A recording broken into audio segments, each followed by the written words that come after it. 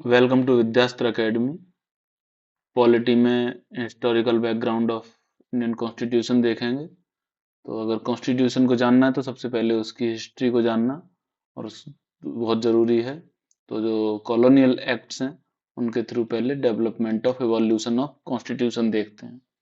तो ये quick revision है, ये केवल रिवीजन के लिए है फॉर प्रीलिम्स, यूपीपीसीएस प्रीलिम्स। तो हिस्टोरिकल बैकग्राउंड में सबसे पहले कंपनी रूल था।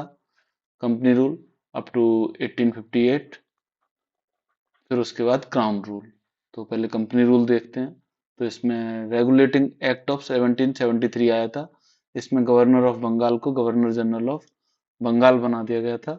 और सबसे पहले गवर्नर जनरल ऑफ बंगाल कौन थे? Warren Hastings. तो ये governor general of Bengal basically क्यों थे? क्योंकि गवर्नर ऑफ बॉम्बे और मद्रास को सबॉर्डिनेट कर दिया था, वो इनके अंडर थे, गवर्नर जनरल ऑफ बंगाल के। तो इसलिए इन्हें गवर्नर से गवर्नर जनरल का नाम दिया गया। सुप्रीम कोर्ट एट कैलकाता, ये 1774 में हुआ था। इसमें चीफ जस्टिस और 3 अदर जस्टिस भी थे। और जो कोर्ट ऑफ डायरेक्टर था, कोर्ट ऑफ डायरेक्टर को रिपोर्ट करना था इसके रेवेन्यू, सिविल और मिलिट्री अफेयर्स को। नेक्स्ट 1781 में, तो 1773 की जो कुछ कमियां थी उन्हें रेक्टिफाई करने के लिए एक्ट आया। ये ऐसे ज़्यादा इंपॉर्टेंट नहीं है। इसमें गवर्नर जनरल और इसकी काउंसिल थी। तो गवर्नर जनरल और इसकी काउंसिल को सुप्रीम कोर्ट जो था उससे एग्जम्प्ट कर दिया था। और जो सर्वेंट्स थे वो भी ऑफिशियल ड्यूटी के लिए, कंपनी के जो सर्वेंट्स थे उन्हें भी ऑफिशियल ड्यूटी के लिए एग्जम्प्ट कर दिया गया था। और जो अपील थी प्रोविंशियल कोर्ट की, वो गवर्नर जनरल काउंसिल तक जाएगी। फिर आता है इसके बाद पिट्स इंडिया एक्ट 1784। तो पिट्स इंडिया एक्ट 1784 में क्या इंपॉर्टेंट हुआ था? इसमें जो कंपनी के जो कमर्शियल और पॉलिटिकल फंक्शन थे दोनों को अलग अलग कर दिया गया था।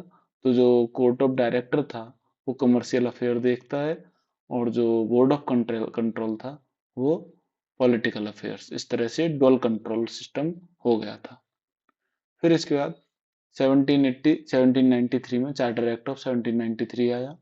इसमें गवर्नर जनरल को और पावर दे दी गई, जो उनकी सबॉर्डिनेट प्रेसिडेंसीज थी। तो और ट्रेड मोनोपोली जो थी वो 20 साल के लिए एक्सटेंड कर दी गई।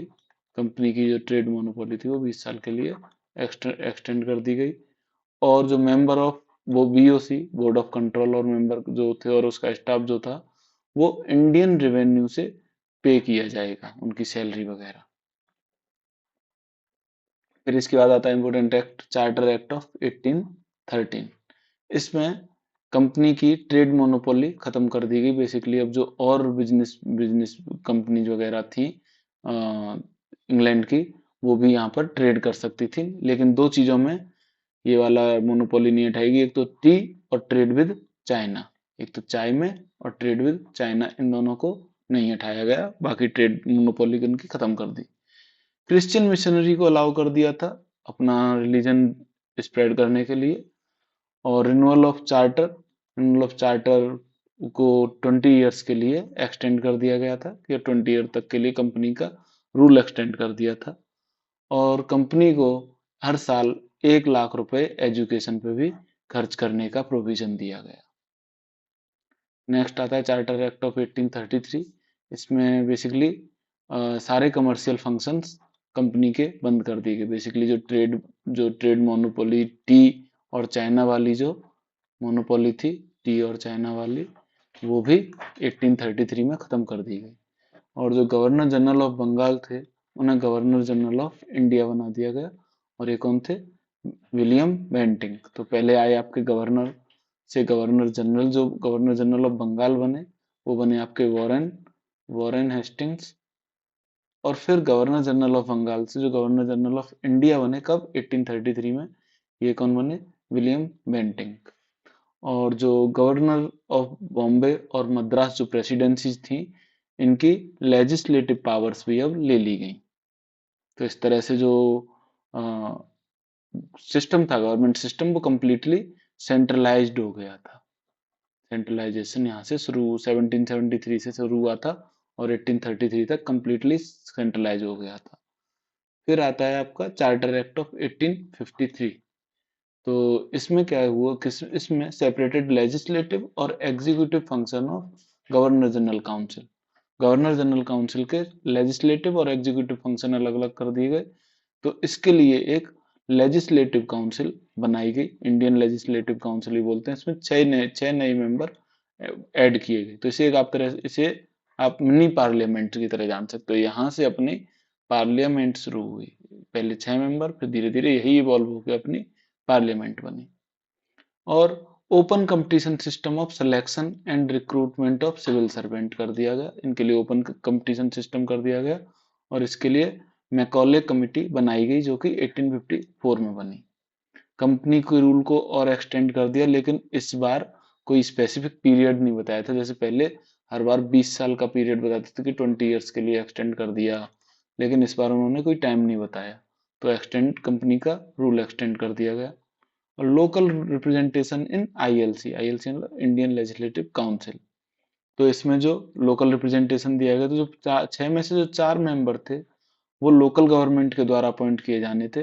Local government of Madras, Bombay, Bengal and Agra. फिर इसके बाद आपका फर्स्ट रिवॉल्यूशन हुआ और फर्स्ट रिवॉल्ट हुआ, और उसके उसके बाद आया crown rule. Crown rule basically अब जो रूल था इंडिया का उसे डायरेक्टली क्राउन रूल करेगा। कंपनी का रूल खत्म हो गया। तो सबसे पहले आता है गवर्नमेंट ऑफ इंडिया एक्ट 1858। तो रिवॉल्ट के बाद आया था, इसलिए उन्होंने कहा कि हम कुछ चीजें अच्छी करेंगे गुड गवर्नेंस के लिए।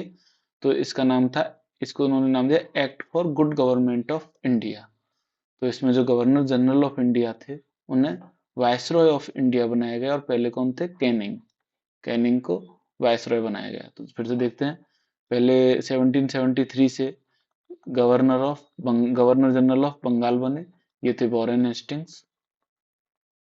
फिर आपके 1833 में governor general of Bengal governor general of India बने, तो ये कौन थे आपके, बेंटिंग। और फिर आपके 1858 में governor general of India viceroy बने पहले। तो पहले वायसरॉय कौन थे, कैनिंग। इसमें और क्या हुआ, एंडेड डबल गवर्नमेंट। इसमें डबल गवर्नमेंट एंड कर दी गई, जो कि बोर्ड ऑफ कंट्रोल और कोर्ट ऑफ डायरेक्टर वाली थी।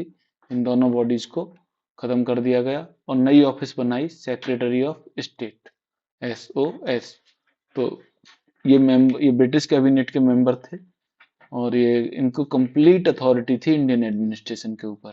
और इनके लिए एक 15 मेंबर काउंसिल बनाई गई, जो कि एडवाइजरी काउंसिल थी इन्हें असिस्ट करने के लिए सेक्रेटरी ऑफ स्टेट को। और उस काउंसिल के चेयरमैन थे सेक्रेटरी ऑफ स्टेट।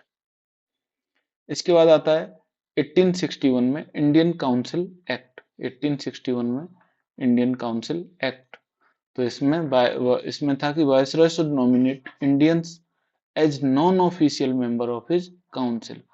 तो अब जो काउंसिल थी वायसरॉय की, उसमें वो नॉन इंडियंस को नॉमिनेट कर सकता है as a non official member. तो 1862 में कैनिंग ने 3 लोगों को नॉमिनेट किया, राजा ऑफ बनारस, महाराजा ऑफ पटियाला और सर दिनकर राव। इसके बाद जो लेजिस्लेटिव पावर्स थी बॉम्बे और मद्रास की, वो उन्हें दे दी गई। तो बेसिकली जो 1833 तक जो सेंट्रलाइजेशन हुआ था पावर का, वो 1861 से धीरे धीरे डिसेंट्रलाइजेशन शुरू हुआ, और ये 1935 में ये कंप्लीटली अपने पीक पर पहुंच गया डिसेंट्रलाइजेशन। तो जो न्यू लेजिस्लेटिव काउंसिल बनाई गई, बंगाल, नॉर्थ वेस्ट प्रोविंसेस और पंजाब के लिए। बंगाल के लिए 1862 में बनी थी, इसके लिए 1886 में, और पंजाब के लिए 1897 में। और 1861 में पोर्टफोलियो सिस्टम भी बनाया गया, जिसमें बेसिकली एक एक मिनिस्टर को या फिर एक एक मेंबर को स्पेसिफिक डिपार्टमेंट दे दिया गया। जैसे अब होता है हमारे मिनिस्ट्री में कि कोई साइंस एंड टेक का मिनिस्टर है, कोई अर्थ साइंस का मिनिस्टर है, होम मिनिस्टर है। तो उस तरह से स्पेसिफिक डिपार्टमेंट देना 1861 से पोर्टफोलियो सिस्टम शुरू हुआ। और जो वायसरॉय को जो ऑर्डिनेंस मेकिंग पावर थी, जो अभी हमारे प्रेसिडेंट के पास होती है, वो ऑर्डिनेंस मेकिंग पावर भी यहीं से शुरू हुई, और वो वायसरॉय को ऑर्डिनेंस मेकिंग पावर दी गई। फिर आता है आपका इंडियन काउंसिल एक्ट ऑफ 1892। तो इसमें नॉन ऑफिशियल मेंबर जो थे उनके नंबर बढ़ाए गए, लेकिन अभी भी ऑफिशियल मेंबर्स की मेजॉरिटी थी। और लेजिस्लेटिव काउंसिल को बजट डिस्कस करने की पावर दे दी गई कि वो बजट डिस्कस कर सकते हैं, लेकिन बजट पे वोट नहीं कर सकते, ना ही सप्लीमेंट्री क्वेश्चन पूछ सकते। और इसमें इंटर इनडायरेक्ट इलेक्शन अलाउ कर दिया गया था। एज सच इलेक्शन वर्ड का यूज नहीं किया गया, लेकिन जो यूनिवर्सिटीज वगैरह टाइप की कुछ बॉडीज थी जो कि इनडायरेक्टली कुछ मेंबर्स को इलेक्ट कर सकती थी। और इसके बाद आता है इंडियन काउंसिल एक्ट ऑफ 1909। इसे फेमसली मॉडल मिंटो रिफॉर्म्स के नाम से भी जानते हैं। तो इसमें बेसिकली लेजिस्लेटिव काउंसिल के जो मेंबर थे उनका नंबर बढ़ा दिए गए काफी, जो कि सेंट्रल और प्रोविंसेस दोनों में बढ़ाए गए। तो लेकिन सेंट्रल में तो ऑफिशियल मेजोरिटी रखी गई, लेकिन प्रोविंसेज में नॉन ऑफिशियल मेजोरिटी अलाउ कर दी कि आप नॉन ऑफिशियल अगर मेजोरिटी में जा रहे हैं तो वो कर सकते हैं। और इसी एक्ट के साथ वायसरॉय की जो एग्जीक्यूटिव काउंसिल थी उसमें भी इंडियन का इंक्लूजन अलाउ कर दिया गया था। और सबसे पहले जो इंडियन थे ज्वाइन करने वाले वायसरॉय को एग्जीक्यूटिव काउंसिल को, वो थे सत्येंद्र प्रसाद सिन्हा। सत्येंद्र प्रसाद सिन्हा। और सेपरेट इलेक्टोरेट फॉर मुस्लिम भी बनाया, इसी यही सबसे इनफेमसली सेपरेट इलेक्टोरेट फॉर मुस्लिम्स भी दिया गया इसी एक्ट में। गवर्नमेंट ऑफ इंडिया एक्ट 1990, इसे मोंटेगू चेम्सफोर्ड रिफॉर्म्स भी बोलते हैं। इसका इंपॉर्टेंट क्या क्या है कि devolution of power between central and provincial subject. तो बेसिकली जो सब्जेक्ट्स जो सेंटर और प्रोविंसेस के बीच में जो पावर्स थी उनका डिस्ट्रीब्यूशन किया गया, जो प्रेजेंट में हमारे शेड्यूल 7 में जो डिस्ट्रीब्यूशन ऑफ पावर है, जो सब्जेक्ट लिस्ट है, उस ये वहीं से डेवलप हुआ है। तो जो devolution of power between central and provincial subject. फिर आया डायरकी सिस्टम, इसी में इंट्रोड्यूस किया गया। डायरकी मतलब डुअल गवर्नमेंट सिस्टम। तो इसमें प्रोविंसेज में इंट्रोड्यूस किया गया डायरकी सिस्टम। इसमें क्या था कि जो सब्जेक्ट थे प्रोविंसेज वाले, उन्हें दो दो पार्ट में डिवाइड कर दिया गया। एक तो हो गए ट्रांसफर्ड और एक हो गए रिजर्व्ड। तो जो ट्रांसफर्ड थे उन्हें उनमें गवर्नर उनके डिसीजन लेगा विद एड ऑफ मिनिस्टर, और जो रिजर्व्ड थे उनमें गवर्नर और गवर्नर की एग्जीक्यूटिव काउंसिल डिसीजन लेगी। तो बेसिकली इसमें जो ट्रांसफर्ड सब्जेक्ट थे उसमें सब वो जिनका एज सच कोई यूज नहीं था स्ट्रेटेजिकली, उनको ले लिया गया था। जो इम्पोर्टेंट डिपार्टमेंट थे जैसे डिफेंस, फाइनेंस, वो सब रिजर्व्ड में रखा गया। बाई कैमरलिज्म इंट्रोड्यूस किया गया। बाई कैमरलिज्म मतलब दो हाउस बना दिए गए, लोअर हाउस और अपर हाउस। जैसे अभी प्रेजेंट में हमारा लोकसभा और राज्यसभा है। और डायरेक्ट इलेक्शन भी इंट्रोड्यूस किया गया। तो छह में से एग्जीक्यूटिव काउंसिल के 6 में से 3 मेंबर इंडियन रहेंगे। और सेपरेट इलेक्टोरेट जो पहले 1909 में मुस्लिम्स के लिए जो सेपरेट इलेक्टोरेट दिया गया था, वो अब 1919 में separate electorate for Sikhs, Christian, Anglo Indians और यूरोपियंस के लिए भी किया गया। और इसी एक्ट में पब्लिक सर्विस कमीशन का भी, कि पब्लिक सर्विस कमीशन स्टेब्लिश की जाए, ये भी था। और 1990 में एक prince of chamber of princes का भी प्रोविजन, ताकि चैम्बर ऑफ प्रिंसेस बनाया जाए, जिससे कि जो इंडियन रूलर्स थे, जो प्रिंसेस थे, वो डायरेक्टली अपनी बात ब्रिटिश गवर्नमेंट तक पहुंचा सकें। फिर आता है गवर्नमेंट ऑफ इंडिया एक्ट 1935। ये मोस्ट इंपोर्टेंट एक्ट है। इसी से हमारा काफी सारे प्रोविजंस हमारे कॉन्स्टिट्यूशन के डायरेक्टली इन्फ्लुएंस्ड हैं। तो इसमें बेसिकली ऑल इंडिया फेडरेशन का प्रोविजन था कि ऑल इंडिया फेडरेशन हो जिसमें प्रिंसिपली स्टेट और सारे प्रोविंसेज हों, लेकिन ये कभी भी फोर्स में नहीं आया। डायर की प्रोविंसेज में अबॉलिश कर दी गई, लेकिन सेंटर में इंट्रोड्यूस की गई। और 11 प्रोविंसेज में से 6 प्रोविंसेज में बाई कैमरलिज्म इंट्रोड्यूस किया गया। 2 हाउस बनाए गए, जैसे अभी यूपी में बाई कैमरलिज्म में। और एससी के लिए शेड्यूल कास्ट या फिर शेड्यूल कास्ट के लिए डिप्रेस्ड क्लासेस के लिए सीट रिजर्व की गई। और स्पेशल रिप्रेजेंटेशन टू वेमेन और लेबर का स्पेशल रिप्रेजेंटेशन किया गया। और फेडरल कोर्ट भी स्टेब्लिश किया गया।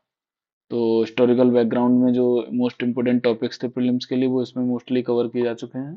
बाकी नेक्स्ट पार्ट में पॉलिटी के अदर टॉपिक्स भी कवर किए जाएंगे। जय हिंद, जय भारत।